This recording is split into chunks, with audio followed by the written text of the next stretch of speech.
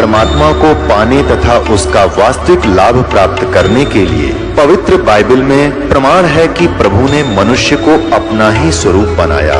6 दिन में सृष्टि रचकर 7वें दिन विश्राम किया। कुरान शरीफ में प्रमाण है कि हजरत मोहम्मद को खुदा स्वयं कह रहे हैं कि मैंने तुम्हें उस परमात्मा की महिमा बताने के लिए भेजा है। वो परमात्मा कबीर है जिसने 6 दिन में सृष्टि रची तथा 7वें दिन तख्त पर जा विराजा। उसकी खबर किसी बाखबर से पूछकर तो देखो। कृपया अवश्य सुनिए जगत गुरु तत्वदर्शी संत रामपाल जी महाराज के अमृत वचन। बंदी छोड़ भगवान कबीर साहब की असीम कृपा से ये चंद पुण्यात्मा सत्संग के लिए यहाँ पहुँच पाई।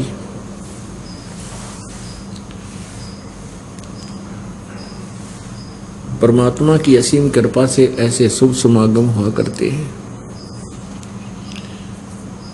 और जो अति पुण्यात्माएं हैं वे ही सत्संग में पहुँच पाती हैं।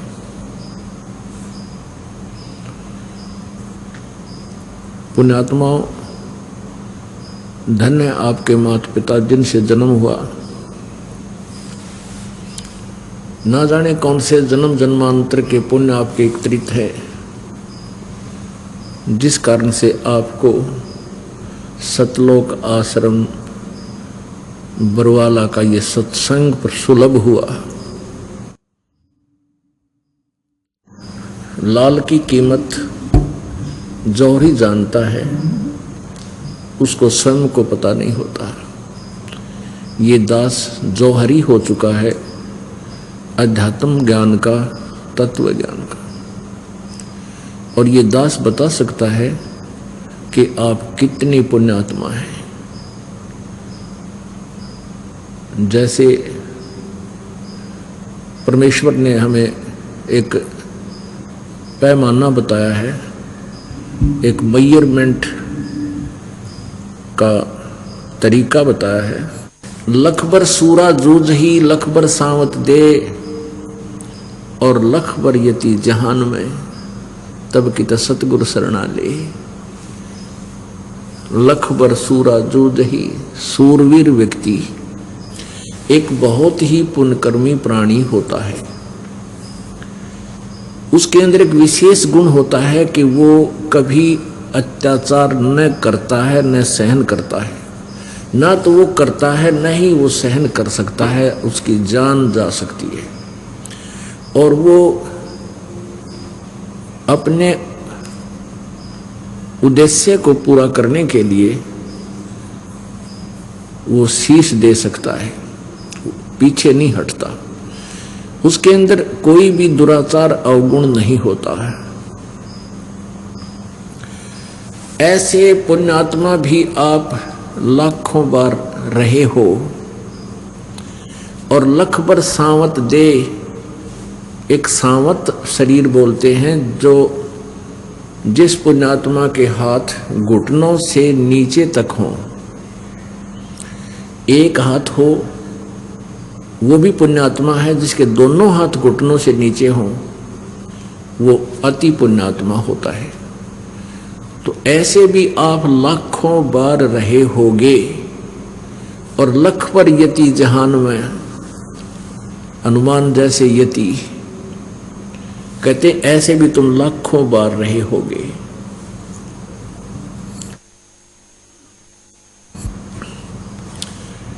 तब कहीं सतगुरु शरणा ले, तब परमात्मा आपको अपनी शरण में लेता है।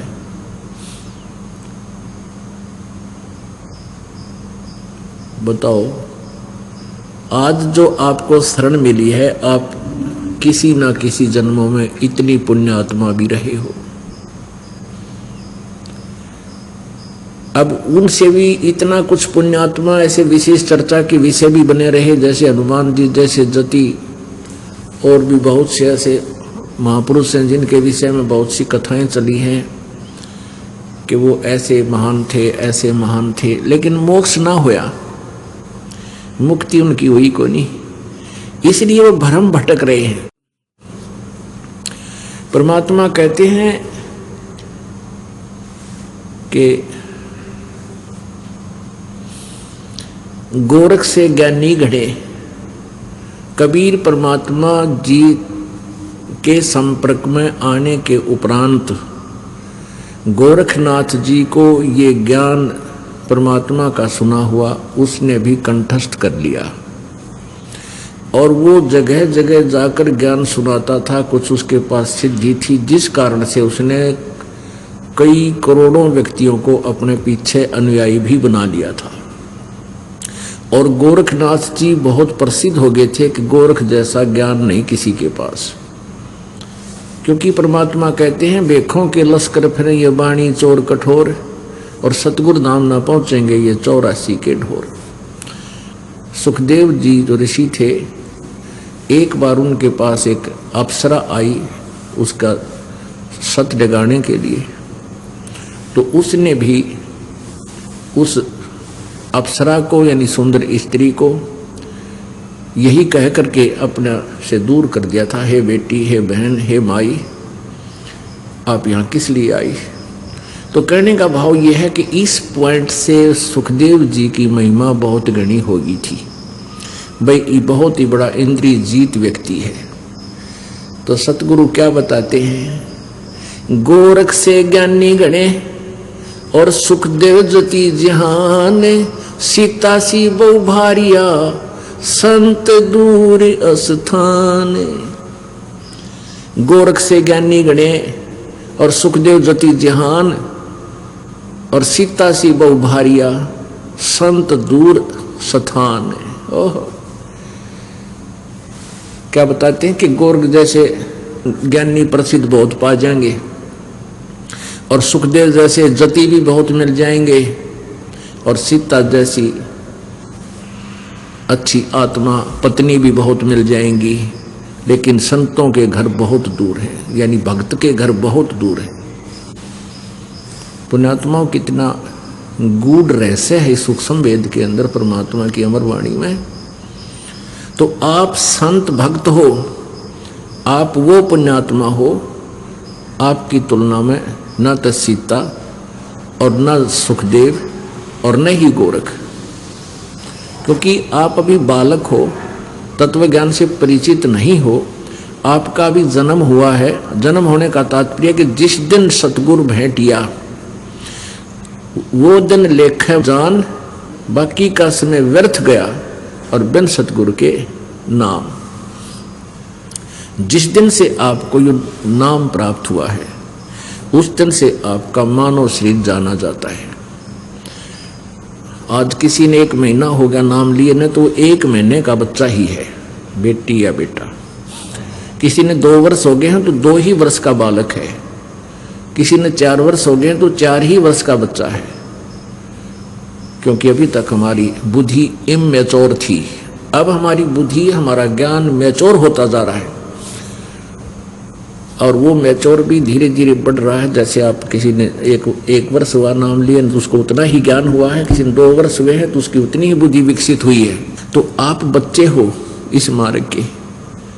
हमने इन सिद्ध पुरुषों की कथाएं सुनी थी, लेकिन ये भी मोक्ष नहीं प्राप्त कर सके। और परमात्मा के पाने के लिए एक विशेष कसक आपके अंदर होनी चाहिए, परमात्मा तभी मिलता है। कैसी कसक होनी चाहिए परमात्मा पाने के लिए, कितनी तड़फ बने। जब आपको ये ज्ञान हो जाएगा कि ये संसार में जो भी वस्तु है ये आपकी नहीं है, और इस ज्ञान से आपको ये भी विश्वास हो जाएगा, परमात्मा कहते हैं दृष्टि पड़े सो फना है, धर अंबर कैलाश, या कृत्रिम बाजी झूठ है, तुम सुरत समो श्वास। जो कुछ भी आपको दिखाई देता है ये सब नासवान है, 21 ब्रह्मांड भी नासवान है। दृष्टि पड़े सो फना है, धर अंबर कैलाश, धर माने धरती आसमान और ये कैलाश पर्वत जो शिव जी का धाम बताते हैं, और ये बनावटी बाजी, बनावटी सृष्टि है, ये नकली। अब तो आप पता लग गया है कि पृथ्वी कैसे है। पृथ्वी एक गेंद की तरह हवा में उड़ रही है, और ये स्वयं भी घूम रही है और ऐसे भी भाग रही है। सूर्य के चारों तरफ ये बहुत लंबा चौड़ा क्षेत्र तय करती है और इसकी बहुत स्पीड है, लाखों किलोमीटर प्रति घंटा की स्पीड से ये ऐसे दौड़ रही है। और स्वयं भी पर अपने आप ये ऐसे भी एक चक्कर काट देती है 24 घंटे में। ऐसे भी ये 24 घंटे में एक पूरा चक्कर कर लेती है और ऐसे भी भाग रही है। ये सभी लोक, ये ग्रह जितने भी हैं आपको दिखाई देते हैं।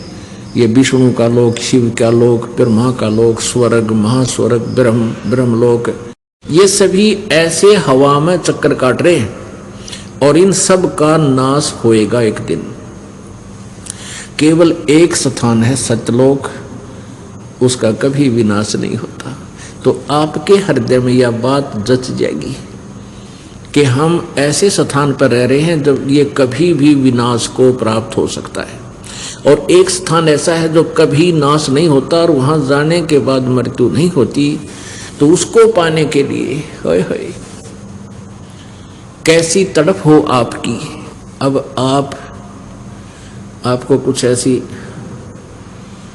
कथाएं सुनाते हैं, फिर आपकी तुलना करेंगे कि आप कितने पुण्यकर्मी प्राणी हो। और आपको अब सहज में भक्ति मिल रही है क्योंकि आप पिछले जन्म जन्मांतर में ऐसी महान आत्मा रही हो। लेकिन सतगुरु ना मिलने से, सतगुरु मिले तो आपने उन पर विश्वास नहीं किया, कुछ दिन साधना की फिर छोड़ गए। उसके परिणाम स्वरूप आप भटकते रहे। अब कैसी कैसी प्रयत्न किए हैं परमात्मा पाने के लिए महापुरुषों ने, लेकिन उनको भगवान, किनको भगवान मिले और किनको ना मिले। जैसे प्रसंग चल रहा था सुबह भी और कल दिन में भी और शाम को भी, कि आपके अंदर अभी आप बालक हो, बिल्कुल बच्चे हो भगवान के मार्ग के, और आप दास से ज्ञान भी सुनते हो क्योंकि आप हमारे बच्चे हो गए, आपका यहाँ जन्म हो गया। क्योंकि दो प्रकार की सृष्टि बताई जाती है, संत बताते हैं, सतगुरु कबीर जी बताते हैं। एक तो बिंद से यानी माता पिता के संयोग से पुत्र पुत्री होती है, एक तो वो सृष्टि, और दूसरे शब्द के पुत्र पुत्री होते हैं, शब्द वचन। तो आप जी जिस गुरु जी से उपदेश लेते हो, वचन के आप उनके पुत्र और पुत्री हो जाते हो। तो आप इस दास के बच्चे हो, आप इतने बालक हो कि ये सत्संग सुनते भी हो और आपको कोई नकारा भी नहीं है कि गुरुजी जो कह रहे हैं संत जी गलत नहीं बोल सकते, सही कह रहे हैं। और आपके अंदर जो दास कहना चाहता है, जो समझाना चाहता है, उसको कैच करने की बुद्धि इतनी मैच्योर नहीं हुई है।